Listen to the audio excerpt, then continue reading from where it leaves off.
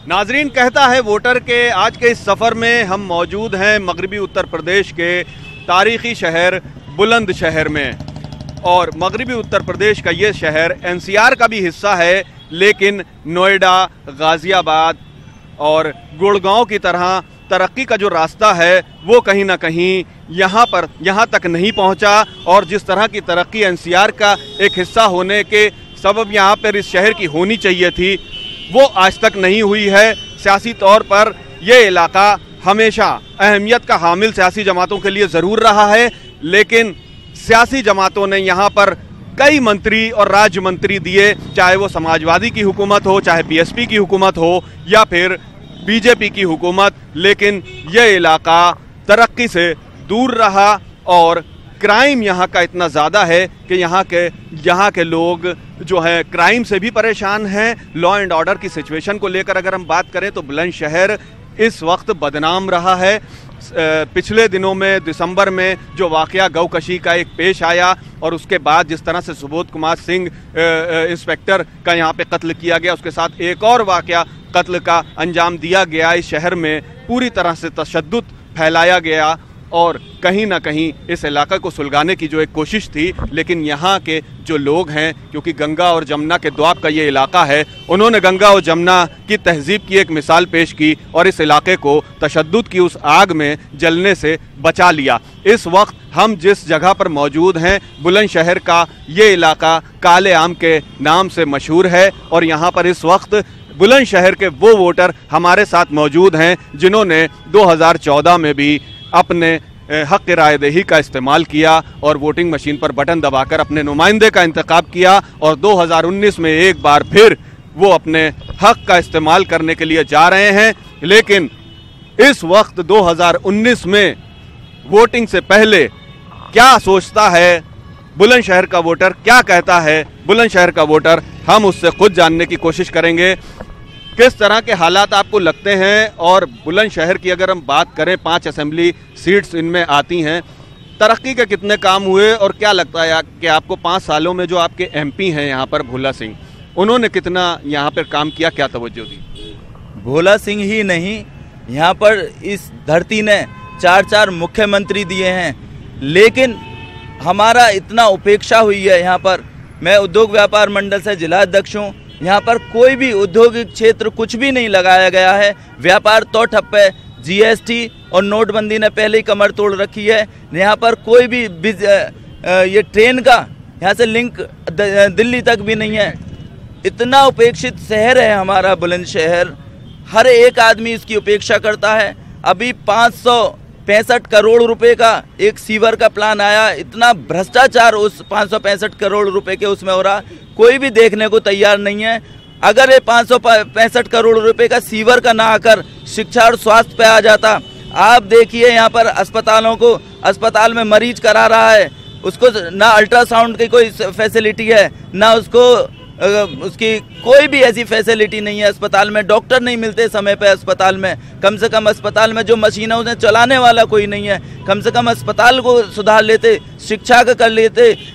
आज 4000 रुपये प्रति बच्चा गवर्नमेंट दे रही है सरकारी, और वो 2000 रुपये 3000 रुपये में बच्चे पढ़ रहे हैं प्राइवेट में 2000 कम से कम 10 से 15 या 20 हजार रुपये टीचर को दिए जा रहे हैं। 60 से 70 हजार रुपये ये सरकारी स्कूल के टीचरों को दिए जा रहे हैं। लेकिन स्तर देख लो, हमारा 1 2 3 भी नहीं जानता जो बच्चा है वहाँ पर। अब वो सारे के सारे कंपटीशन करता है। गरीब का बच्चा 4000 रुपये महीने गवर्नमेंट देने के बाद, क्योंकि गवर्नमेंट चाहे कोई भी हो, मैं इस बारे में केजरीवाल जी का बहुत ज़्यादा शुक्रगुजार हूँ। उन्होंने शिक्षा, स्वास्थ्य और इस पर बिजली पानी पर काम किया। सबसे बड़ी समस्या है कि इस इलाके की क्राइम रहा है, लॉ एंड ऑर्डर रहा है। और पिछले दिनों में जिस तरह के वाक़यात यहाँ पे पेश आए, एक मशहूर वाक़या जो हो गया और बड़ा दिलसोज वो वाक़या था कि जो हाईवे पर गैंगरेप के वाक़यात अंजाम दिए गए। पिछले दिनों में भी कई ऐसे जो है घटनाएं हुई हैं। कितना आप लोग क्राइम से यहाँ पर जो है वो बेहाल हैं?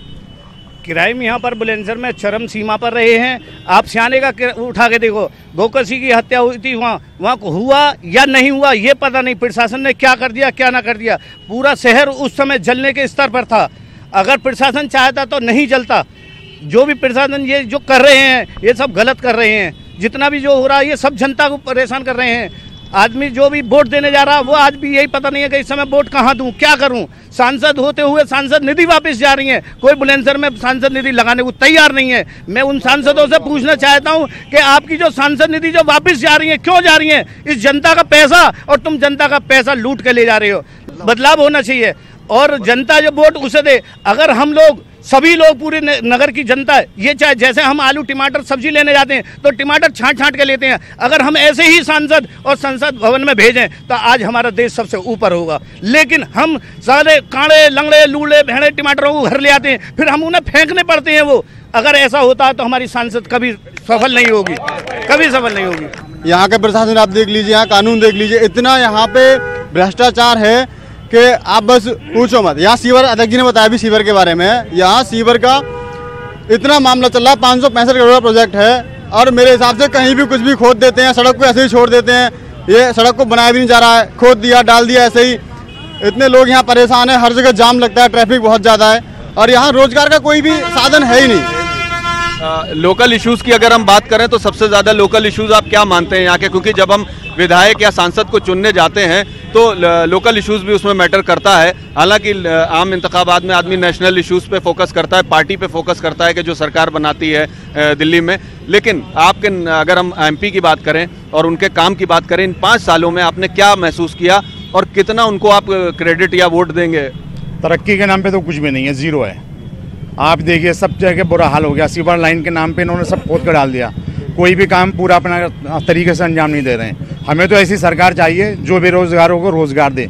जो जब बेरोजगारों को रोजगार मिलेगा तो अपना भी जितने क्राइम, जितने ये सब बलात्कार, ये सब जितने हो रहे हैं, ये सब चीज़ें कम हो जाएंगी।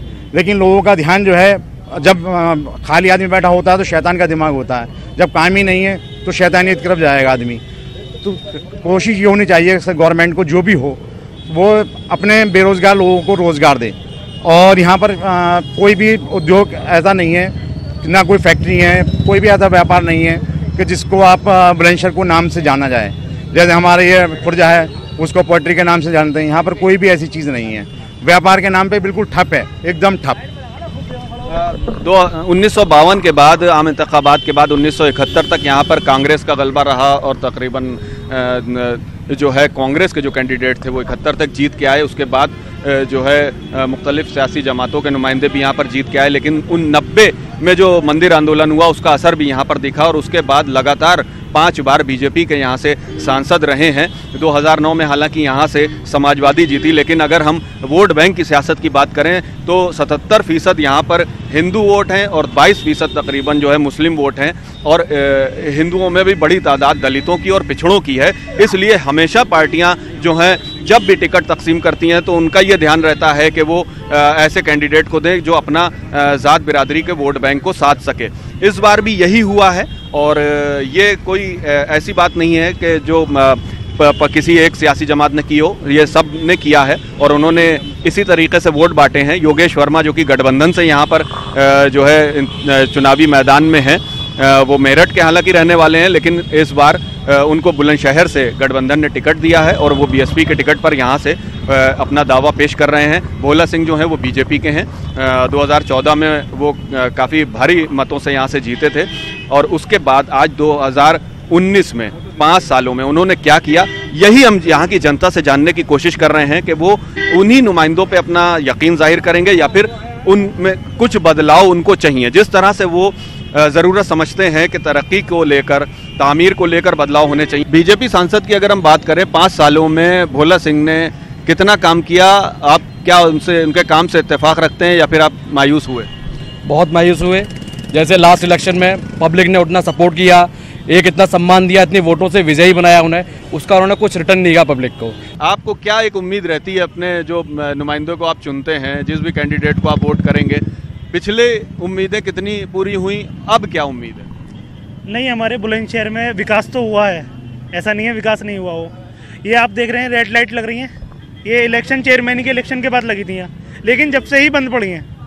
विकास तो हुआ है। आप इधर चले आइए काली नदी रोड पे, आप जब जाएंगे तो पूरे आपको यहाँ से लेके वहाँ तक गड्ढे ही गड्ढे मिलेंगे, जबकि सारे सांसद विधायक सभी वहाँ से सुबह शाम गुजरते हैं, सारे अधिकारी वहाँ से गुजरते हैं। ऐसा नहीं है कि कोई वहाँ से नहीं जाता, लेकिन वहाँ पर आज तक रोड अभी तक तैयार नहीं हो पाया। गठबंधन को वो वोट मिलेगा?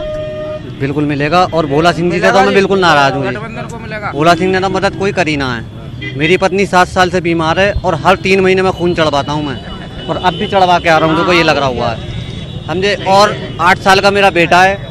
केवल अधिकारियों ने तो थोड़ा थोड़ा मदद करी है मेरी, बाकी भोला सिंह ने कोई मदद नहीं करी है। आप गए उनके पास? जी मैं गया था, स्वयं प्रधानमंत्री कार्यालय में गया हूँ, वहाँ मोहर लगा के मुझे दे दी गई। आज भी कागज मेरे पास हैं, लेकिन मुझे कोई मदद वहाँ से नहीं मिली है। 7 साल से मैं परेशान हूँ जी। जी सर, ऐसा हम गांव से चांदो गांव से हमारे यहाँ भोला सिंह गए थे। गांव वाले ने ठाकुर सब हैं, मेरा नाम जय सिंह राणा है, पथराव किया उन पर, क्योंकि काम ठीक नहीं थे भोला सिंह पर। पुलिस ने आकर के वो निकाले। जब काम ही ठीक नहीं हो रहा तो क्या होगा? आपका गठबंधन को होगा वोट, बिल्कुल सब देंगे, सब चौधरी देने हमारे गांव के। वोटर यहाँ पे जो है उनका सबका अलग अलग मिजाज है, कौन किस पार्टी को सपोर्ट करता है ये तो आइंदा 18 अप्रैल को जब वोटिंग होगी और पोलिंग बूथ पर जाकर जब वो अपना वोट कास्ट करेंगे और 23 मई को जब नतीजे आएंगे तभी पता चलेगा। लेकिन यहाँ के लोगों के मुद्दे हम अपने इस खास प्रोग्राम के जरिए आप तक पहुँचाते रहेंगे। जिन मुद्दों की हम बात कर रहे थे उसी से आगे बढ़कर अब हम कुछ और लोगों से यहाँ पर बात करेंगे जो बुलंदशहर के शहरी हैं और वोटर भी हैं। आप वोट करने जा रहे हैं, क्या जहन में इस बार है 2014 की वो लहर है नज़र आती है, या फिर 2019 में बहुत कुछ बदल गया और बहुत कुछ आपने इन 5 सालों में देखा और उसके हिसाब से अब आप वोट करेंगे? अगर हम आज के माहौल की बात करें तो आपको लगता है कि कहीं ना कहीं बहुत ज़्यादा इन 5 सालों में बदल गया माहौल, और इस बेस पे आपको लगता है कि वो जो गवर्नमेंट है उसको एक बार फिर मौका देना चाहिए या फिर बदलाव और कुछ नहीं? बात करूं बदलाव की तो मुझे तो कोई बदलाव नजर नहीं आता। बुलंदशहर की सड़कों के बारे में आप देख सकते हैं, अस्पतालों की स्थिति देख सकते हैं। सबसे बड़ी समस्या जो लगातार चली आ रही है, मैं 70 वर्ष या 5 वर्ष की बात नहीं करूंगा, एक सबसे बड़ी समस्या यहाँ जितने भी लोग खड़े हैं, जितने भी नागरिक हैं हिंदुस्तान के, वो जानते हैं अपने बच्चों को पढ़ाते हैं। उत्तर प्रदेश के सरकारी स्कूल बिल्कुल पढ़ाने योग्य नहीं है। प्राइवेट स्कूलों की स्थिति ये है कि वहाँ एनसीईआरटी के नाम पे, जबकि पिछली सरकार ने, हमारी योगी सरकार ने अध्यादेश भी जारी किया कि एनसीईआरटी की बुक लगाई जाए।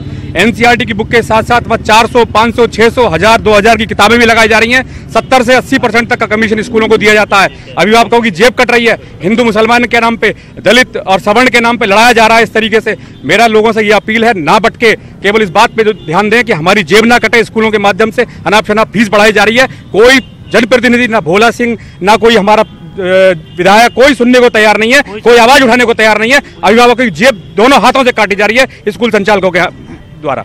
ये किसी एक सियासी जमात के नुमाइंदे की बात नहीं या किसी एक पॉलिटिकल पार्टी की बात नहीं है, बल्कि ये सभी ने ऐसा किया। पिछले दिनों में ये दर्द तभी बाहर आया है कि जब कहीं से उनको कोई इंसाफ की उम्मीद नहीं नज़र आई, और जिस तरह की तरक्की, जिस तरह के वादे और इरादे जाहिर किए थे गवर्नमेंट ने, और वो नहीं कर पाए। तो यहाँ पर जो लोग मौजूद हैं वो किस तरह से अपनी उन बातों को रख रहे हैं, आप क्या कहेंगे कि मतलब आप किसानों के लिए कुछ हुआ यहाँ पे?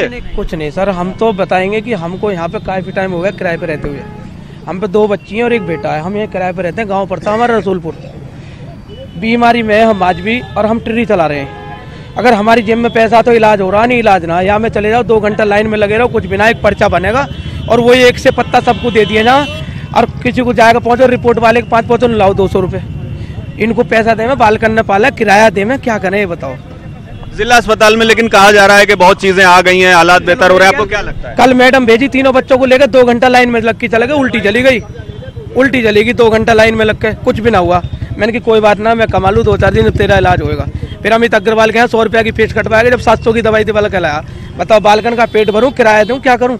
अगर यहाँ पे सरकारी जो है मेडिकल फैसिलिटीज अवेलेबल हो तो जाहिर सी बात है कि प्राइवेट में नहीं जाना पड़ेगा एक गरीब आदमी को, कि वो 500 रुपये नहीं खर्च कर सकता और वो जाके वहाँ पर 1 रुपए का पर्चा बनवाकर और अपना इलाज करवा लेता है। लेकिन क्या लगता है आपको कि जो जिस तरह का इलाज होना चाहिए, जो बड़े शहरों में होता है, दिल्ली जाना पड़ता है या दूसरे शहर आप जाते हैं, वो चीज़ फैसिलिटीज़ क्या सरकारी तौर पे उपलब्ध हुई है? नहीं, बुलंदशहर में अभी तक नहीं है, मगर प्रयास जारी है उनका।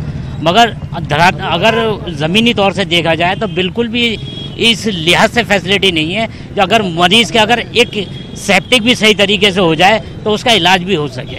यहाँ जनता इतनी परेशान है, इतनी बेहाल है कि दिल के आंसू से अगर बयान किया जाए तो दिल के आंसू लोगों के आंखों में आने बाकी हैं, बस आंखों में आने ही पा रहे हैं और ज़बान पे नहीं आ पा रहे हैं। बहुत ज़्यादा बेहाल है, स्वास्थ्य का विभाग हो चाहे कोई भी विभाग हो, बहुत बुरा हाल है। हम लोग इतने परेशान हैं। बुलंदशहर में कोई कारोबार नहीं, कोई किसी भी तरह की कोई फैसिलिटी नहीं है। अगर कोई छोटा कारोबार भी कारोबार करना चाहता है तो मुद्रास्फीति की वो कहा था, मुद्रा लोन कहा था सरकार ने।